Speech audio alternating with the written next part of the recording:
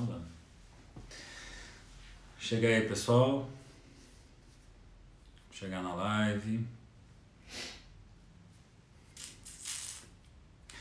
Deixa eu chegar aqui numas 30 pessoas, aí eu volto a falar. O áudio tá ok, né? Legal, obrigado, ok. Tá, obrigado. Bom, então, para eu retomar o raciocínio, né? Então eu vim falando para vocês de uma possibilidade dessa articulação e desse paradoxo que eu não resolvo e talvez eu não resolva nunca. Porque eu acho que é possível... na verdade, assim, eu penso muito mais que lendo esses dois autores, eles me ajudam a ficar pensando na clínica. Quando eu fico nesse ping-pong, eu acho que eu penso a clínica nesse caminho. Então, em linhas gerais, que eu comecei pensando, né? Desse pêndulo do sentido e do sem sentido, baseado muito nas ideias de tempo lógico para o Lacan e da espátula do Winnicott. Tempo lógico, então, como a questão de ir embora com fome, da falta de sentido, né? De não deixar fechar no sentido. Né? Eu descobri que só pode durar 1 hora. Obrigado. Na próxima eu já sei que eu não vou passar disso. E que no Winnicott, por conta da questão da espátula, a questão de ir embora alimentado, você tem ali um sentido pleno da coisa. Mas mesmo em Lacan, o que eu quis mostrar para vocês aqui, a dimensão do sentido pode acontecer, pode aparecer e deve aparecer, só no meio, né? Que Lacan, quando o sentido aparece, é o imaginário. E se você estudar Lacan, você sabe que o Nobo Romeano, você tem os 3 registros, real, simbólico e imaginário. Isso aqui, ó, tatuado aqui, o Nobo Romeano. Você tem real, simbólico e imaginário, e imaginário, então, é a via do sentido. Que alguns vão colocar como algo não se usa na clínica, mas, cara, é inevitável, acho que pode acontecer e você só precisa saber o que está acontecendo, acho que é por essa via. E a gente foi caminhando, a questão do sentido sem sentido. Agora há pouco a pessoa perguntou sobre o filme da Anísia da Silveira, é só uma cena assim, simples, mas muito bonita, me tocou muito, que é um sofrimento que a pessoa não... É um sofrimento que não encontra corpo, não encontra lugar para esse sofrimento. É um sofrimento tão grande que o cara começa a enfiar a mão dentro da boca, na garganta, e começa a se contorcer no chão, que é o dito sofrimento real, né? Faltou ali... faltou unidade para isso, que é o que eu chamo de buraco sem borda, que é o cair para sempre, que o Winnicott fala, e que eu entendo. Então, qual que é o meu raciocínio? Eu entendo que a questão é sempre a via do... Eu penso na via do sem sentido, que a vida é um sem sentido, mas que para suportar um sem sentido é necessário ter passado por uma experiência de sentido. Né? Pensando no Guimarães Rosa, a vida é uma desilusão, mas para desiludir é necessária a ilusão inicial. O que muitos autores tomam como certo é que a ilusão já foi proporcionada na passagem do autoerotismo para o narcisismo através do cuidado materno. Não da mãe, é um cuidado inicial que é materno. Pode ser o pai fazendo, a avó fazendo, a madre da instituição fazendo, mas é um cuidado materno. E é só depois da ilusão que é possível a desilusão. Então, onde vai entrar o Winnicott na história, eu comentei do Corrute, ele é o cara... que vai, né, um dos caras que vai dizer que nem todo mundo tem essas condições que está sendo colocado, então tem algo que aconteceu anterior. Por isso que o espelho do Lacan que forma o eu é algo para ser então descascado, né, para ser desiludido, e o espelho do Winnicott é o espelho que ainda foi feito para ser validado, para poder acontecer uma integração do ego, então você também tem o fortalecimento de um self verdadeiro. E aí então eu estava caminhando nisso, caminhando sem sentido, estava na frase ali do Safatli, que eu já falei para vocês, que o Safatli vai dizer dessa coisa estranha ao eu, e eu queria trazer meio que já acabando aqui, falta só um tempinho, que é pensando de novo, né, que o poeta chega sempre antes, que é uma frase do Saramago, que eu gosto demais, e para minha clínica é essa frase. Essas frases, na verdade, né? Você pode pegar tanto a frase do Drummond, dos amantes, a do Guimarães Rosa, da desilusão, essa aqui então, que eu vou falar agora, que é, dentro de nós há uma coisa que não tem nome. Essa coisa é o que somos. Então, existe algo sem nome, esse indizível, que o Lacan chama de real. O indizível, que também o Winnicott traz como uma parte sagrada do self verdadeiro. Então você tem esse indizível. E o Saramago fala dessa forma brilhante, né? Aí tem pessoa dizendo, você é lacaniano ou winnicottiano? Foi assim que eu abri a live, daí eu sou lacaniano ou winnicottiano? Eu sou sauliano. Deixa eu explicar já isso aqui, eu ia falar no final, mas eu já falo agora. Tem uma passagem que o Winnicott escreve em decorrência da morte do Jung. Ele escreve um texto explicando assim que o Jung, esquizofrênico, sabendo disso, o Jung se reconhecia desse lugar, enfim. Independente disso, o cara era genial, não tinha nada a ver essa questão da esquizofrenia nesse sentido. Mas ele vai dizer assim, mas para você poder ser um junguiano, você precisa se curar, né, de Jung. Você precisa se curar da esquizofrenia do Jung, ou sei lá do que do Jung. E aí ele fala assim, a mesma coisa vale para Freud. Para você ser freudiano, você precisa se curar do Freud. Né? Aquela coisa, sei lá, fixada do Freud em determinado ponto X ali. Você precisa se curar disso. Né? Tipo, o Freud não deixou ele fez análise com a própria filha, né? Contrariando tudo o que ele propunha, enfim. E aí tem um cara chamado Adam Phillips, que ele tem um livro chamado Winnicott, que ele diz assim, tá bom, Winnicott, você tá lá falando isso pros outros, mas vou te dizer o seguinte, para ser winnicottiano, você precisa se curar de duas coisas, que é a falta da inclusão, a exclusão da função paterna da teoria do Winnicott. Você pode até dizer, mas tem, porque tem lá, tem o doutorado da fulana, tem uma mulher que fez um doutorado, né, no Centro Winnicott, falando da função do pai, você tem gente falando, mas não está claro, você tem que caçar, você tem que ficar caçando ali, e historicamente você sabe da questão do Winnicott com o pai, né, tudo bem que todo mundo tem essa questão, né, de acordo com Freud, mas enfim, para ser winnicottiano eu tenho que me curar dessa recusa ao pai e também do abandono, né, ou colocar em segundo plano da questão da sexualidade. Então também é um ponto muito importante a se pensar. O Winnicott tinha lá suas questões com a sexualidade, não vou fazer fofoca aqui, não sou o Nelson Rubens, mas se você pegar a biografia dele, está descrito isso, mas independente disso, ele de alguma forma, ele não trata a questão do pai, ele se afasta da sexualidade. Então Adam Phillips vai dizer, é necessário se curar desses dois pontos também para poder ser winnicottiano. E o mesmo para ser lacaniano, você tem que se curar das coisas de Lacan. Né? Muitas vezes até uma postura que alguns chamam de perversas, outra uma forma histérica de lidar com o outro, né? Essas questões de uma certa petulância. Ele é um cara que assim, ele critica o discurso do mestre, mas assim, tem muito do discurso do mestre no que ele faz. Né? O Lévi-Strauss, quando foi assistir um seminário dele, ele ia perguntado depois, aí, o que você achou? Ele fala assim, cara, eu não entendi nada do que o Lacan falou, mas eu vi um pajé em ação. É um mestre. Então, para você ser um lacaniano, você tem que se curar do Lacan.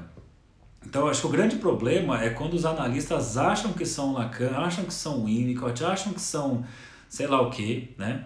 Então, eu tenho muito mais assim, eu sou sauliano, não tenho nenhuma prepotência nisso, porque eu não consigo ser outra coisa que não eu mesmo. O que acontece é que esses autores me inspiram. Então eu escuto por Winnicott, por Lacan, por Reich, por Fernando Pessoa, por Freud, por Chico Buarque, por Turma da Mônica, por sei lá, por Chaves. Eu escuto por vários lugares. Aí já se apressa aquelas pessoas assim, então você faz uma clínica, cada hora você faz uma coisa. Não se trata disso. Eu escuto por vários lugares. Eu devolvo por um lugar só. Eu escuto por vários autores. Eu devolvo pela minha forma de atender. Então eu tenho as características pessoais, o meu jeito, os meus sintomas neuróticos ou não, sabe, sei lá o que, e isso entra na clínica. Que é uma coisa, teve um aluno que me ensinou isso, essa palavra que eu acho sensacional, que ele chamou de intuição técnica. Eu amo esse termo. Então todos nós somos intuitivos, mas a intuição pura atrapalharia. Agora você estuda meio que para limpar a sua técnica. Mas você tem lá o seu jeitão com o outro e a técnica vem para então, né, te dar as ferramentas para não fazer essa mistura e não se colocar no outro, nesse sentido. Então, voltando para cá, né, do que sou, e aí eu coloquei essa tirinha, tá acabando já, tá, gente? É uma tirinha do Ziraldo, que também o poeta chega antes, o cartunista chega antes, que diz assim, ó: maluquinho, quando a gente sai da frente do espelho, para onde vai nossa imagem? Aí o maluquinho vai na frente do espelho e fica, de onde viemos, para onde vamos, o que fazemos aqui? Cara, isso daqui é uma aula de psicanálise, né? Vamos imaginar o Winnicott aqui pensando, você primeiro precisa do espelho, se reconhecer, etc e tal, né? Mas e quando se afasta essa imagem, depois vai entrar a ideia da castração, do fim do Édipo, etc e tal. Aí começam as reflexões. Então, o fim da análise é aqui. Para onde vamos, para, né, quem nós somos. Mas passar por tudo isso é uma coisa suportável. De novo, é o buraco com borda que eu tanto falo. Por fim, eu trago aqui, acho que uma boa maneira de você também estudar esses dois autores. Não vou entrar muito nesse assunto, porque a live já esticou demais, né? Tem um texto do Freud chamado Recordar, Repetir e Elaborar, que eu enxergo, o Freud vai dizer, né, que a psicanálise começa com o recordar, depois só que o recordar não foi suficiente, depois vem a repetição e o sem sentido da repetição. E aí esse é o ponto que eu falo, aqui, né, se você é analista, você sabe que uma das coisas que você faz inicialmente é isolar uma repetição, você tem que achar qual que é a repetição do sujeito. E aí diante da repetição, assim, como é que se dá a elaboração? E aí você vai ter a compulsão à repetição em Winnicott, como uma situação que foi traumática para o sujeito. Tem um texto dele chamado O Medo do Colapso, está lá no Explorações Psicanalíticas, eu acho que é a página 76, que ele vai dizer assim, o inconsciente da psicanálise, o sujeito não está, o sujeito não, minto, o indivíduo não estava lá para experimentar tal coisa, né? Então isso de alguma forma está perdido nos sujeitos, não vai ser reencontrado. Então a repetição acontece porque a pessoa não estava lá para poder elaborar aquilo que se repete do sem sentido. E meio que a terapia, a análise, seria uma forma do sujeito conseguir produzir um sentido, estar lá para experimentar, então a repetição se cessaria. Então essa é uma forma de pensar a questão dessa repetição. Quando você pega o Lacan, Seminário 11, ele vai dizer assim, que o erro dos pós-freudianos é entender a repetição sem incluir a dimensão da pulsão de morte, né? Mais além do princípio do prazer. Que no final das contas só existe uma pulsão, que é a pulsão de morte, que ela disjunta os sentidos, ela desmonta os sentidos. E que o objetivo, quando você fala da elaboração, né, o que se repete, ele vai dizer assim, existe a repetição do mesmo e a repetição do novo. Quando você fica, a repetição aparece, né, aquele velho erro que você sempre comete, reaparece, e você tenta trazer dentro de um sentido, ele fala, é repetição do mesmo. Aquela coisa assim, você está fazendo isso porque na infância você não foi visto, você então não foi olhado, porque seu irmão tinha tal coisa, você não tinha, você repete. Ele fala, isso é uma forma de tentar dar sentido para isso que se repete, então elaborar. E o Lacan fala, mas não é por essa via. Porque isso é a repetição do mesmo. A questão é a repetição do novo. O que se repete é o sem sentido. E o sem sentido você tem que inventar uma coisa nova, completamente nova, fora das experiências do seu passado. Por isso que eu falo assim que a psicanálise não está voltada para a infância. Ela vai lá dar suas bicadas na infância para conseguir um sentido, para ter força para caminhar para um sem sentido. Mas que o objetivo da análise é um futuro que é incerto e que não tem sentido algum, né? E por isso que eu coloco por fim aqui no último slide que diz assim, aquele que vai em busca do santo grau, sabendo que ele não existe, isso é uma fala da Maud Manoni, que ela diz assim, quem vai em busca do santo grau, sabendo que ele não existe, aproveita a viagem. Então a análise é meio essa experiência, né, de poder lidar com a questão do sem sentido, da falta radical.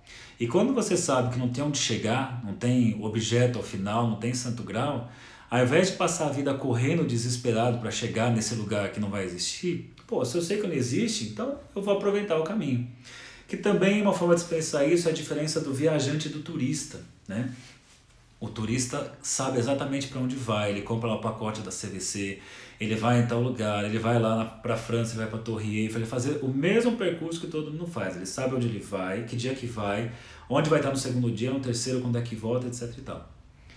E quando você fala do viajante, o viajante vai indo, sabe para onde? Vou para a França, para onde? Vou chegar no hotel tal, e depois? Não sei. Eu vou, se for bom, eu fico, se não for bom, eu vou para outro lugar, ou mesmo que for ruim, encontrar pessoas interessantes, eu vou vivendo sem saber para onde vai a coisa. Então, de alguma forma, a proposta que eu enxergo na clínica é de podermos chegar a ser viajantes. Mas para poder ser viajante, um dia você precisou ser turista, você precisou saber para onde ia, que hora que voltava. Teve essas bases do sentido asseguradas para então um dia caminhar para o sem sentido. Certo? Então, os meus comentários são esses. Eu não consigo enxergar todos os comentários aqui que vocês colocam, não vou responder agora. Eu abri aí meu WhatsApp, né? Tem aí para vocês. Se quiser, manda áudio por lá, vou respondendo ao longo do dia de amanhã, da semana. E lembrando, é só uma provocação inicial, né? Você tem textos, por exemplo, do Grana, que fala Lacan com Winnicott, espelhamento e subjetivação, que é bem legal. Enfim, eu acho que você pode encontrar várias coisas nesse sentido. Eu queria aproveitar para dar um recado muitíssimo importante. Então, o recado é assim, acho que a maioria aí sabe que eu tenho um canal no YouTube, que eu fiz lá o Lacan do Zero, são 25 aulas sobre Lacan, então usando o livro do Bruce Fink. Depois eu fiz o Winnicott do Zero, com o livro do Adam Phillips, está tudo na internet, no YouTube. Depois eu fiz o Freud do Zero, e depois agora eu estou fazendo atualmente o Édipo do Zero. Depois vão ter outros aí. Porém, eu quero começar a partir do mês de outubro, eu vou trabalhar esses 2 livros aqui, né? Já que eu já fiz o Zero do Winnicott do Lacan, eu quero pegar agora textos dos caras mesmos e seguir via live. Então, quem tem interesse de fazer um grupo de estudos, não tem tempo, não tem hora, não tem grana, sei lá, etc e tal, é só você se encontrar aqui. Eu ainda vou definir o dia. Eu estou pensando em fazer de quarta-feira à noite, tipo 11 da noite, né, 1 hora de live. Numa semana trabalhando linha a linha, ou pelo menos, né, sequencialmente aqui parágrafos, pulando um ou outro. Numa semana eu vou fazer Lacan para aqueles que querem Lacan. Na outra semana fazer o Winnicott para quem quer o Winnicott. Então, ó, seminário 1 eu vou começar a partir de outubro. O ambiente e os processos de maturação vou começar a partir de outubro. Eu vou passar os dados no Instagram, no Facebook, no LinkedIn de quando é que vai começar. Vocês apareçam aí, quem quiser. Nesse WhatsApp que eu mandei, você pode mandar mensagem, você me inclui nos grupos de WhatsApp para poder fazer pergunta, ter discussão e tudo mais. Você fala comigo por lá. Tá bom? Então, obrigado. Essa foi a minha estreia aqui nas lives. Espero que rendam boas coisas daqui. Beleza, pessoal? Obrigado, então. Livrei vocês de fantástico. E agora é hora de domingo maior, não é isso? Então, bons estudos e obrigado. Tchau.